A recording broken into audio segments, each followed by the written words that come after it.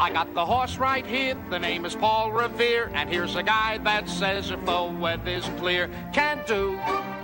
Hello racing fans and welcome back to another edition of Handicapper's Corner, brought to you by the Derby Bar and Grill. I'm Mike Heads along with Drew Forster. We're going to go through the Friday, August the 23rd races at Hastings. We do have 7 races on the Friday night program that starts at 7 o'clock. 2 stakes races, 2 CTHS, 3 and 4 year old sales stakes, 1 for the Colts and Geldings, 1 for the fillies and mares. And the sales stakes coming up on September 9th and 10th? What, the 2-year-olds? Oh, the sale itself is on the 9th. Yeah. 9th. The preview's on the, I think, the 8th and the 9th, or the 9th and the 10th. 9th and the 10th, I think, yeah. Check that out. But yeah, the CTHS sale, which produces great, obviously a lot of great stock and a lot of big money winners. Always want to try and get in on that. But anyway, let's get into the first race. First half of your daily double. We got a field of 5 now. $4,000 non-winners at 2 lifetime, going 6.5 furlongs. The 4 Vintage Man is scratched. He's entered back on Monday. I went to the 3 horse in here, a Ranger. Things are obviously a lot easier on the head end now for a Ranger. And he's going to be pretty dangerous in here with Vintage Man out. I put the 5 horse Quagmire in for second and Bow Chicka Wow Wow to round it out. But a Ranger's race to win or lose now with that scratch. Without Vintage Man, it really changes things. You'll see my picks. I didn't have a chance. I did my picks earlier, then I saw Vintage Man back entered. Just entered this morning. So I end up on a Ranger. I agree with Mike. I mean, he looks pretty tough in here, coming out of a horse like Indicative and Troop Online into a straight 4-on-2. A Ranger for me. I put Buzios in the second spot. I don't mind this horse. Blinkers come off. Antonio Reyes comes aboard. Terry Clyde, just everything she's running right now is right there. I got Buzios in second, and I'll throw Quagmire. I agree with you. Off a nice, yeah, we can change the picks like on the website. Yeah, we can get those up 3, 2, and 5. 3, 2, 5 for me. Yep. In the first, on to the second. Optional 50, 3 and up. This is a good race. So mini stake race. Field of 5. I went to Bestraya. I know he's a bit of a wind-shy horse, but I think he sits just off the pace. What should be a decent pace. Driller, I think, is going to want to be forwardly placed in here. White Sports Coat doesn't want to get too far out of it. Choreography has early speed. Proof It has speed. One of those two is going to go. Right. I put Bestraya on top. Proof It, I know Denny Velasquez ends up on Choreography, but Proof It's a nice horse coming off a good second. That was back in June, but behind He's the Reason, who came off of that race to win a stake. So I put Proof It with Jose Asensio aboard in second, and I threw in a White Sports Coat stakes winner earlier on in the meet. Didn't have much luck in his last race. Didn't break good, but Hamill sticks with him. I threw him in third. 3, 2, 4 for me. Yeah, I've same 3 horses, but I've turned them around a little.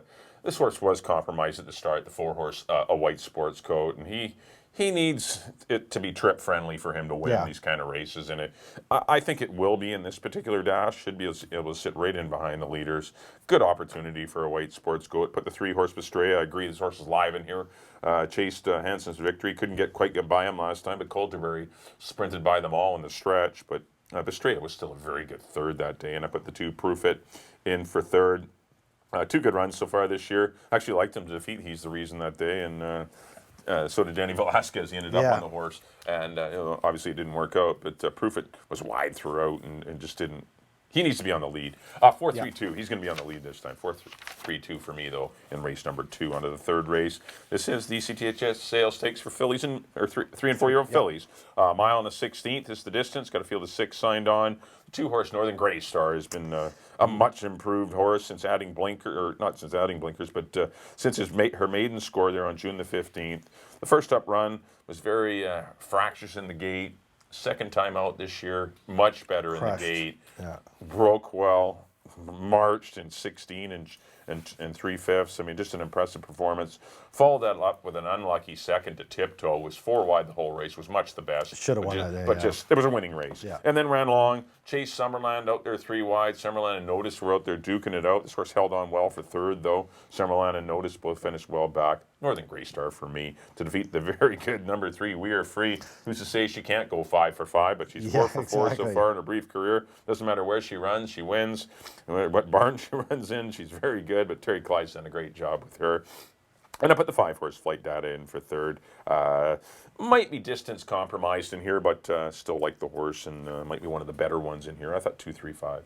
I don't have much to add there. Northern Grey Star, you broke it down nicely. Almost like We Are Free, if you take away her 2-year-old year and her first start this year, just wherever you run her, she runs huge. Ran a huge race in the last stake to run tall, third. strong-looking filly that Needed a few, needed some, little seasoning. Yep, And, yep, something to get her going. A little awkward, maybe. I don't know. And she's put it all together. She's doing very well. She's very good, and as you mentioned, put away Summerlin last time. Summerlin didn't notice, ended up nowhere. She did really good to hang on at her third under Mary Gutierrez. The horse to beat in here for sure. Northern Grey Star, I agree. We Are Free, a perfect 4 for 4, and just wherever they run, she's is up to the task. Great. And Flight Data, I agree. Not sure if she wants to go this far, but looks like the best of the rest. I'm with you. 2, 3, 5 in the third. On to the fourth. Boys' turn. 3- and 4-year-old boys in the sale stake going to mile 16th. Going to be another heavy favorite there and a deserving favorite. Weekend Wizard coming off an optional 35 win. Out at Century Mile, got a 78 buyer. He was our top 3-year-old here last year. Ran second in the BC Derby behind Sky Promise, a good second, an 83 buyer. This horse looks to stand out in here. Right. I have him on top. I put Wise Market, another former stakes winner who won for 16 2 starts ago, was claimed off Phil Hall. They run him back in that 50 against Colterbury, and that obviously just saving him for this race. He looks like the best of the rest, and I threw in Slews to Boss. Lost his rider last time, but he's coming out of allowance races that aren't super tough, but he's running great in them. And I put 2-6-1. I agree. I have nothing to add. Weekend Wizard is your horse to beat. Miles the best on paper. Well, not Miles. Wise Market's very nice too, but it's 2-6, and then a bit of a gap maybe to the one horse who's the boss. His numbers need to get higher if he's going to defeat like a horse like Weekend Wizard or Wise Market. But you're right. Suze the Boss is interesting as well. But Weekend Wizard coming back to Hastings is going to be very, very dangerous. He looked good winning last time. 2-6-1 for me in the Colts and Geldings division of the CTHS sales stake. Once again, that was the start of the pick 4, which is a $10,000 guarantee on the Friday night program. Fifth race, maiden $4,000 fillies and mares. Got a field of 10. I went to the 9-horse Bonita B, big class drop. Actually ran against winners last time and tried to get him. Yeah. Obviously, she tried to. Trainer Craig McPherson was trying to get her in at a distance of ground and, at least try it. It didn't work, but her race 2 back behind Hilariously Naughty and Simply Golden is very good. And that kind of race, if she were to reproduce that race against this caliber, I think she has to win the money. Jose Asensio just riding lights out right now. Yep. And the 1-horse Wild Woman, I put her in for second. Good runner-up effort going long last time. Shortens up to a sprint, but she's in with a good chance for owner trainer Jim Strachan. And the 7-horse Bad Girl, who always seems to take money, but just can't seem to get into the winner's circle. Bit of a bridesmaid. Yeah, and I put her in for third. I had Iceland in there for third, and I had a few others, but I really like the 9. Bonita B is the worst for me. I went 9 ones. I did go to the 8. I went to Iceland, just a filly that seems to improve with every start. Coming out of that Bamboo 11 race, and she comes back, runs into Speedy Miss. Those are both for 8,000. She's run 8,000 3 times. A little drop down to 4,000 could be what she needs. I got her on top of your horse, Bonita B. Looks like the horse to beat here. That race 2 back for 16 would absolutely win this. Though I really like those two. After that, I threw in Baby Rose, another one. Was privately purchased by Glenn Todd. Hasn't really found her footing, but if she runs back to that race before he bought her, that 8,000 where she runs second to You Got This, she's got to be in play, and it's obviously a live barn. Velasquez and Todd. 8-9-2 for me in the 5th. On to the 6th. My paper's stuck together here. On to the 6th race. Mile and an 1/8. Optional 6,000, 62.50 for older boys. One scratch. The 8-horse Yes Please. Yeah, the girl's out. The filly has been scratched. She's in on Monday. The 8-horse Yes Please. Looks like Pioneer of the West here. Run 2 very good races. Going long, going a mile and a tick. For 8,000, beat Sunset Drive, who came back to win the BC Cup Marathon.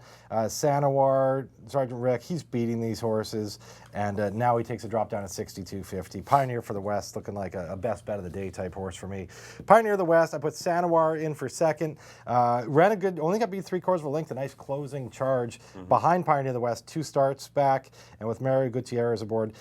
Didn't have a great trip, never had a really comfortable trip last time in the marathon on BC Cup Day, and look for him to improve today. And I threw in Santa Fe Trail. What a year he's had. He's had 6 starts, all of them in the money, a win, 2 seconds, and 3/3, and I could see him landing on the board. 9, 2, and 8 for me. I have the same ones. Pioneer of the West. The victory goes through this horse. Yeah. looks like a lot the best on paper. I put the 1 Santa Fe Trail in for second. It was 1 or 2 for me for second and third, but Santa Fe Trail and Santa War both have some decent credentials. Both have struggled to win races, but Santa War has, but Santa Fe Trail at least does have a win this year. I know it was at the $4,000 level, but I thought those were your next two horses. I went 9, 1, and 2 in the 6. On the 7th and final. We have some maiden $8,000 claimers here going 6.5 furlongs. I like the one horse in here, Mr. Tiz. I think the big class drop will help. 2 starts back, going along was a good second to troop on line.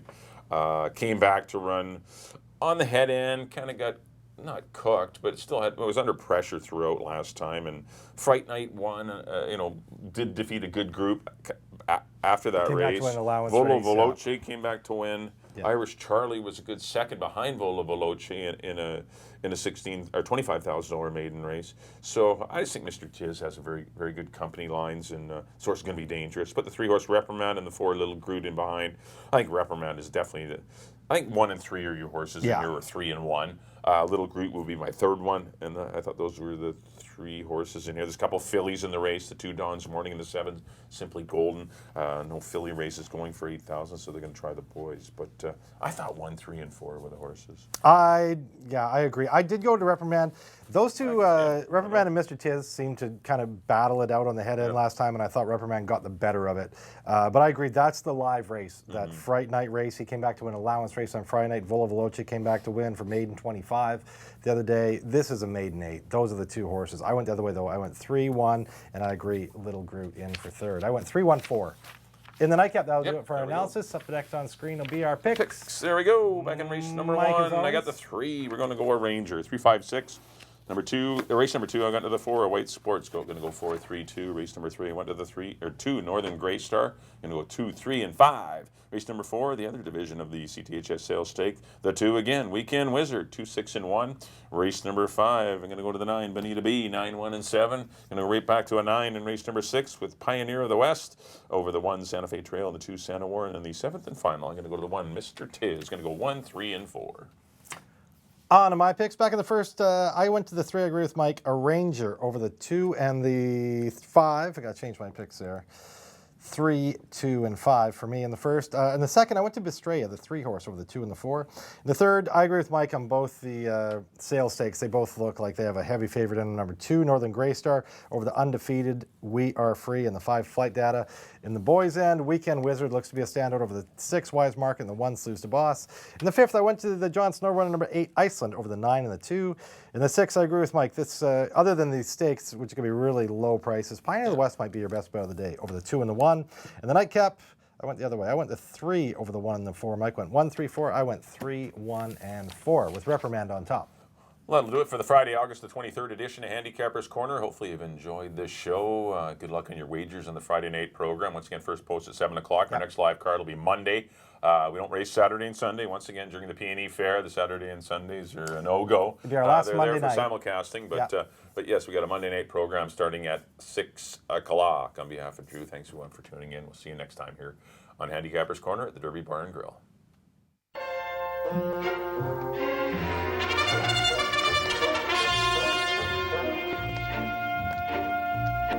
I got the horse right here, the name is Paul Revere, and here's a guy that says if the weather's clear, can do,